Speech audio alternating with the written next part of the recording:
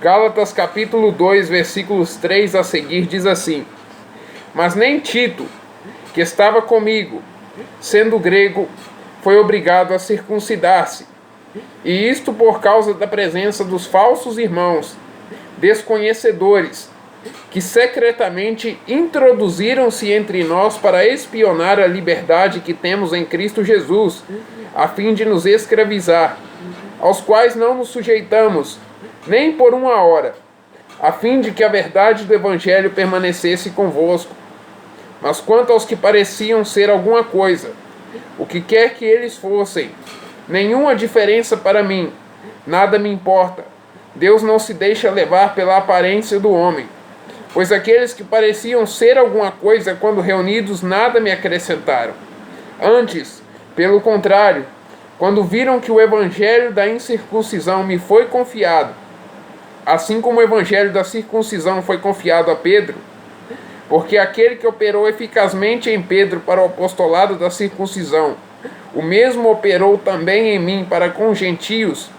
E quando Tiago, Cefas e João, que pareciam ser os pilares, perceberam a graça que me foi dada, deram a mim e a Barnabé as mãos direitas em sinal de comunhão. Nós iríamos aos gentios e eles aos circuncidados. Uma palavra um pouquinho extensa, mas importante para as nossas vidas. Ali em Atos 15, haviam descido alguns fariseus, alguns judeus que se haviam convencido, não haviam se convertido, mas haviam se convencido, o que tem muito hoje no meio cristão. Pessoas que se convencem, que são convencidas dos seus pecados, mas não se convertem, não mudam de vida. Vivem um evangelho religioso, teológico, morto, frio.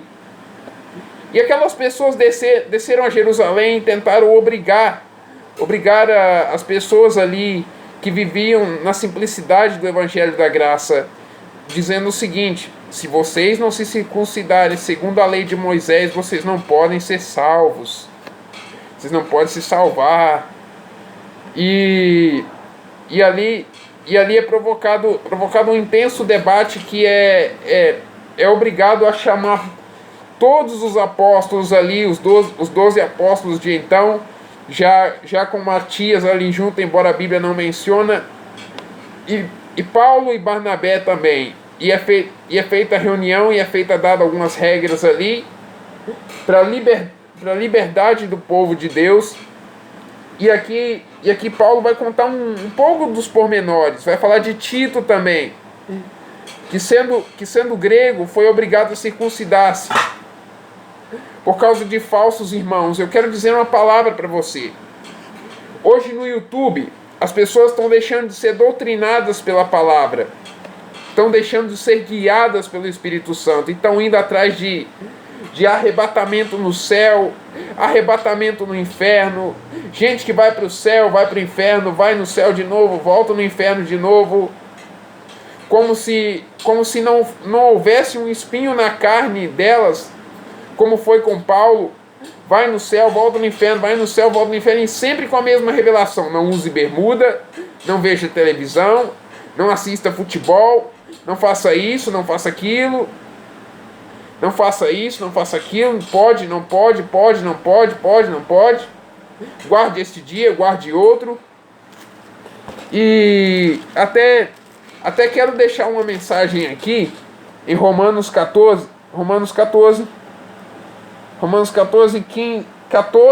15 e 16, que diz assim: eu sei e estou convencido no Senhor Jesus que não há coisa alguma imunda em si mesma, mas para aquele que pensa que alguma coisa é imunda, para esse é imunda. Mas se teu irmão se entristecer com o teu alimento, tu já não andas em amor. Não destruas com o teu alimento aquele por quem Cristo morreu. Não seja, pois, blasfemado o vosso bem. Muito não toques, muito não manuseis, muito não comas, não proves, não toques, não manuseis, não faça isso, não faça aquilo. Gálatas 5:1 vai dizer que para a liberdade Cristo nos libertou. Não tomemos disso como forma para voltar à escravidão. Mas o que? Escravidão do pecado? Não, a escravidão do legalismo, do pode, não pode, doutrina, costume, costume, doutrina, costume, doutrina, Antigo Testamento misturado com o Novo Testamento. O Evangelho não é mistura, o Evangelho não é arroz, feijão e carne. Ou ele é somente carne, ou ele é somente feijão e arroz, uma linguagem simples. Ele não é lei mais graça, ele é 100% graça. Ele não é você seguir uma guarda de leis, uma guarda de códigos morais, claro, você não vai sair metendo louco por aí. Mas o seguinte, a palavra vai dizer assim que aqueles que fazem isso, eles não têm,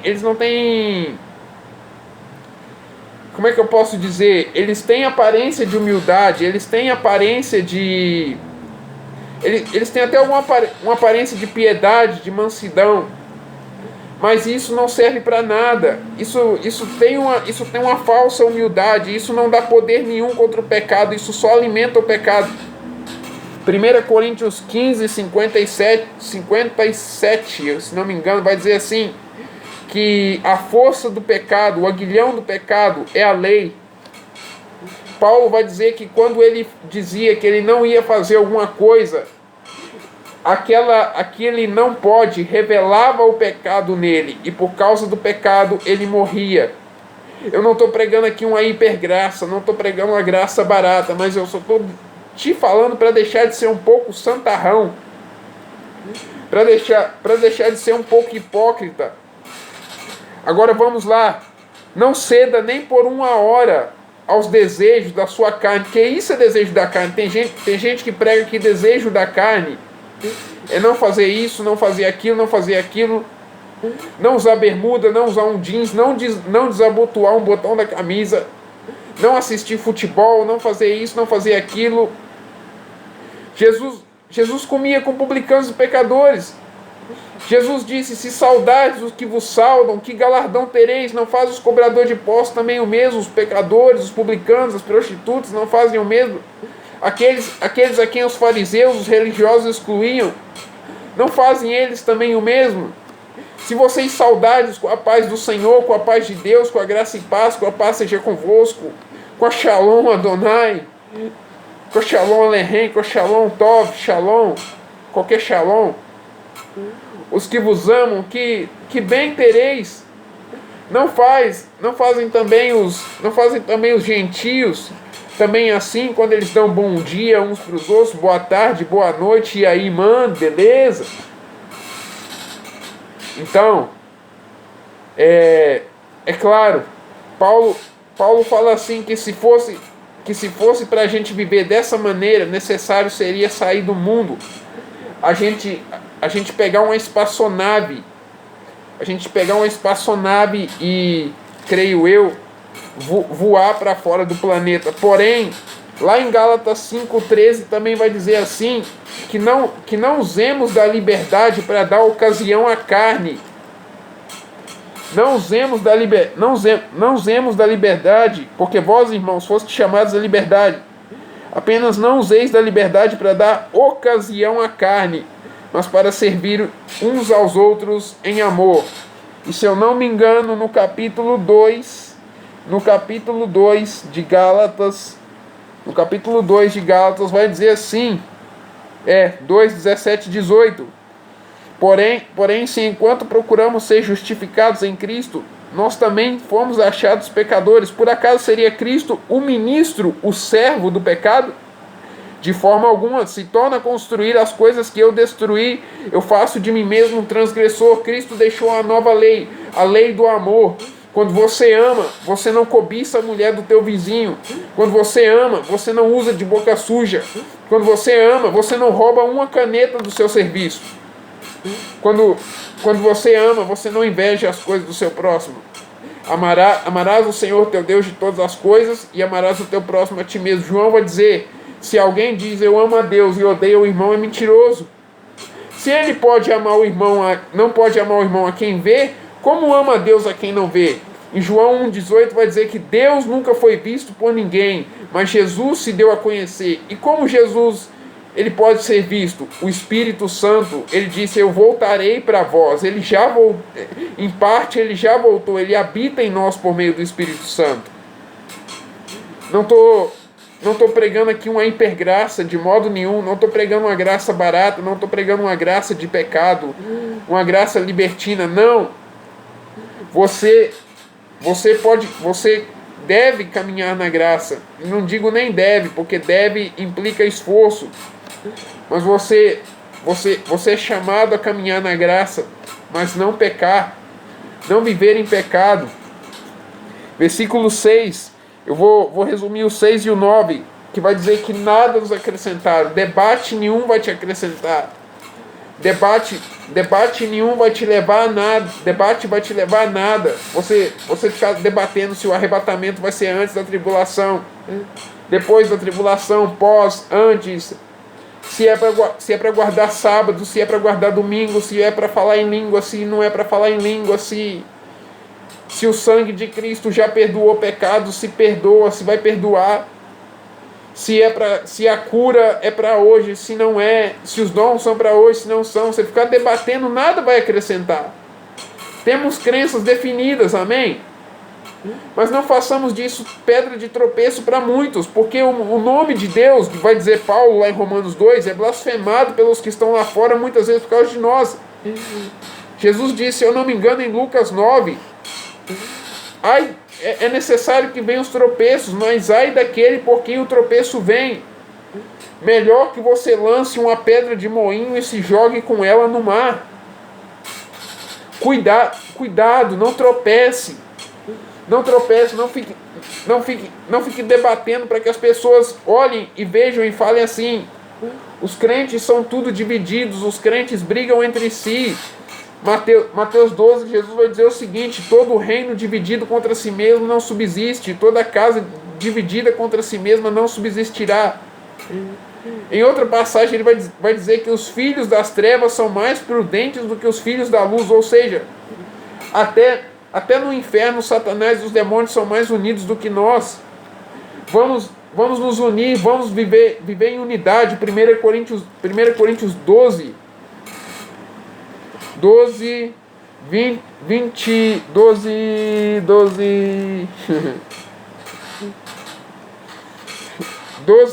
13 diz assim: porque assim como o corpo é um e tem muitos membros, e todos os membros desse corpo, sendo muitos, são um só corpo, assim também é Cristo.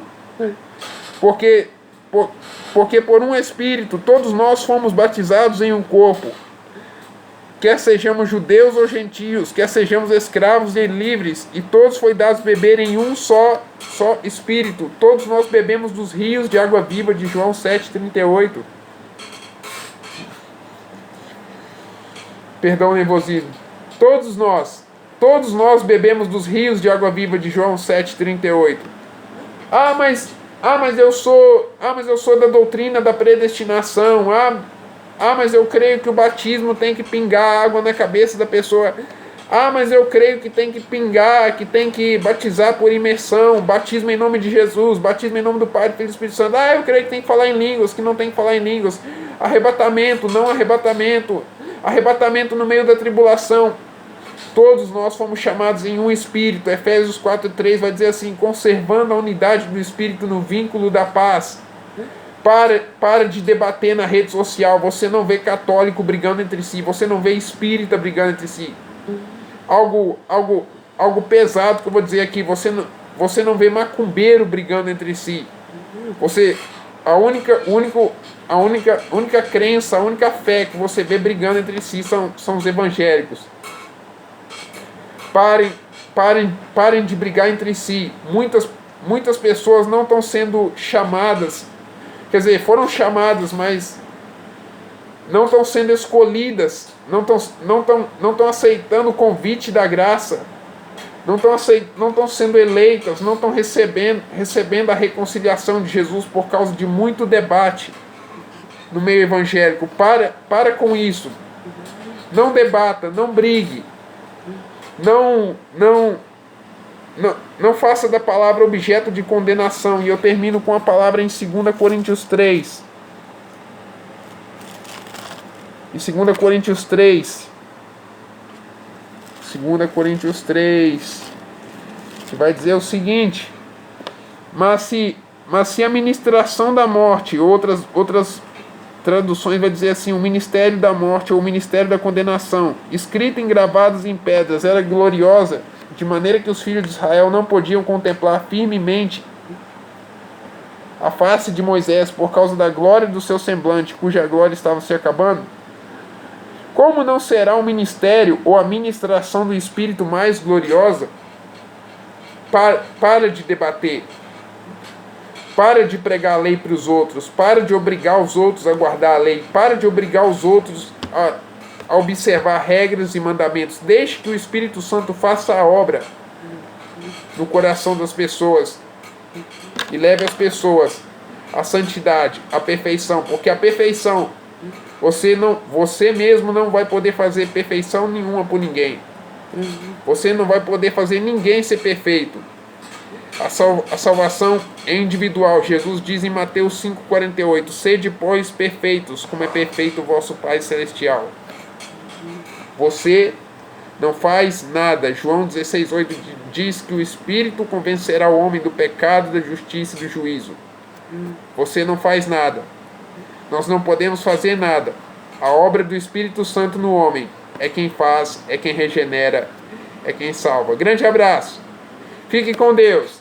Fique em paz. Amém.